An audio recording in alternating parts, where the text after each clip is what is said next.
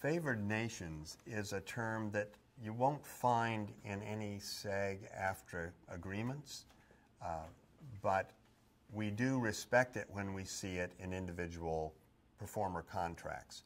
Favored nations generally means the people under that favored nations clause, the performers or employees under that clause, get the same benefits, the same pay, the same perks, if you will. And oftentimes you'll see that the supporting cast may have 4 or 5 performers, all of whom are favored nations with the exception of the 2 leads, and those 2 leads would be named, or the 2 roles would be named. On some of our lower budget contracts, for instance, the ultra low budget contract, sometimes it's favored nations across the board. Everybody's getting the same base pay. And that's what favored nations means, but again, it's not something that is written into our contracts. We would just see that in individual performer contracts, and if necessary, we would interpret it and enforce it if there was a question.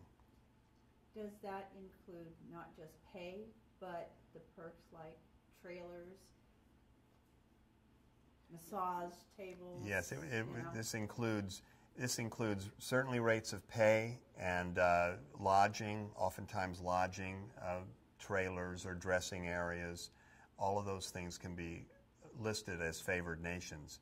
And it's important in many cases for many performers or their agents to see that their talent is on a certain level with everybody else and not being offered less than that. And that's sometimes the assurance that's needed for performers to sign to a certain contract. There are some low budget projects we've had where there are a lot of really high level talent coming in to perform for a day or two far below their normal rate, but when they see that everybody's accepting this and they know some of the other people involved, they're assured that, yeah, I'd like to do this. You know, I don't need to hit my mark for it in terms of my rate of pay, my going rate.